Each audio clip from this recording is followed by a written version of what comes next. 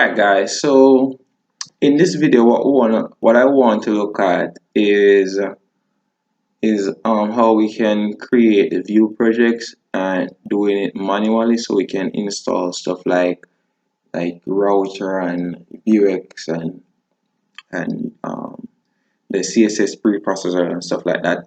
So this is the easier way in a sense to create the Vue projects. However, I probably delayed to showing this method because you kind of miss the basics of how to implement all these, like to import the Vue router and stuff like that, and all of those things. Because what the method I'm going to show you is to creating a project is basically going to let's say it's basically going to do all of this for you. So you won't really have an understanding of how this really reach here unless you know it already. That's why I probably delayed in showing you how we can get all of this, and you can see the history mode and stuff like that.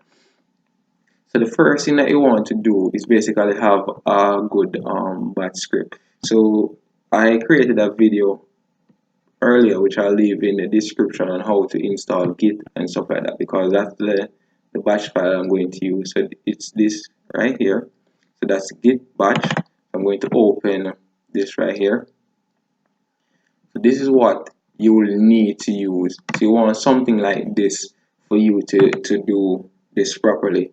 First of all, you're going to need to have at least version 3 of the Vue CLI installed on your operating system. So to install the Vue CLI, so you want to say npm using the node package manager, which I have a video on, which I'll leave in the description as well. So you want to say npm install, and you want to save it to your globally actually. So you want to say tac g, and then you want to say at vue/cli. So this will install the latest version of the Vue CLI, which I already have. So you want to go ahead and, before I say that, you want to ensure that you have at least version 3 on it, because what will happen is that this method that we're using, you have to use version 3. So you have to, it's a command for at least version 3 and up. However, what I have is Vue is version 4. So to check the version, you want to say Vue tac version, and this will show you the current version that you have on your system. So as you can see here, I have the version 3 here. But in this batch file here, it will not, the method that I'm using, it will not work because of the key thing. But what I'm going to show you is what will happen. However, I'm going to run the CMD on Windows because I'm using a Windows machine here. So I'm going to run the CMD here and on the side here maybe, and I'll show you how the difference. Alright, so you want to say Vue create, and you want to give like the project or the folder name or something. So I'm just going to say project Vue, yeah, project Vue. That will work. I'm just going to press enter here. I'm just going to run the CMD right here, and because it is installed globally, you will see the little error. I'm going to show you the little error. That's why I open the CMD, because this is what you're going to use to create the project. So I want to say Vue tac version, just to show you that it's installed globally here. So it has run, so you can see we have what we're looking for here. Alright, so I want to say Vue create, and we want to create, we're creating the same project, so we're just going to say project Vue, because it's not going to create over here. So we're just going to press enter. Alright, so let's go back to here now. So why this will not work is because you have to use the arrow keys. So you want to use the arrow keys to select the preset for the project that we're creating. So to select them, as you can see here, it's moving up, but it's not this is not moving to select the file that we want and want to select manually select features. So I'm just going to clear this off because it's not going to work in here, but you have to use this to install the npm, well, the Vue CLI, because it won't really work on this CMD one. Alright, so I'm just going to get this. I'm going to come over here, and as you can see now it is working. So when I select the default is here with Babel and esLint, and I had a little preset here which I'm not going to use because I don't like this thing. I don't know why I did it. So I'm just going to go for the manual. For the manual, select features. I'm going to keep Babel. I don't want TypeScript, but I want router. I want the router, and I also want Vuex. I don't want the CSS preprocessors and all that. Probably just gonna take up too much of my time on all that.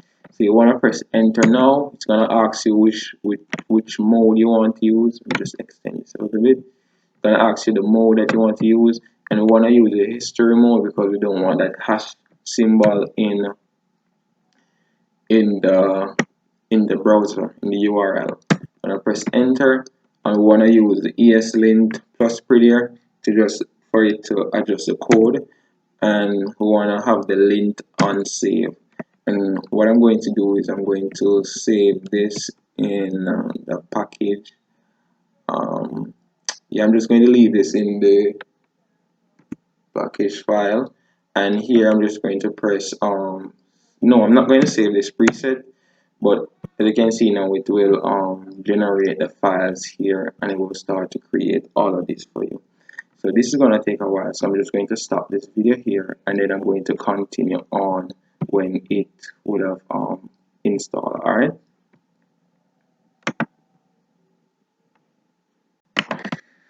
Alright guys, so as we can see here, this thing is finished. So we would have installed all the stuff that we needed, create the project and all that good stuff. Yeah, and so what we need to do now, as they give us the instructions, is we need to cd into project view, so that's a folder, and then we're going to say npm run serve. So this is going to run the server, so you can see the project. So I'm going to open that. So this is basically how you would run it here in the terminal. So I'm going to just open a window so we can show that in the window here. What I probably should have done was to type tac open, and this it probably would open it, but I don't think it always works. So I'm just going to leave that there. But another thing that we want to do is we want to open here file explorer, and we want to search for where that file was saved, because we need to open, I would like to open that file as well. So I'm going to say users here, and yeah, here we go. So this is the file, so you can see all of what is in there. So I'm just going to right click and open as a WebStorm project. I'm going to go back here and look at this thing is alright. So it's almost finished building, so I'm just going to go to the browser window here. I'm just going to type localhost 8080, and this should push the server. I'm going to also open the project here so you can see that it actually created a project and what it did, and it's going to look a little bit different from the ones that I normally create. And this is basically for the person who know how to create the project and stuff like that, know all the workings in the background and stuff like that, because this is how I probably would create a project so that I could get everything installed. The only thing that you probably need to install after is UI kit.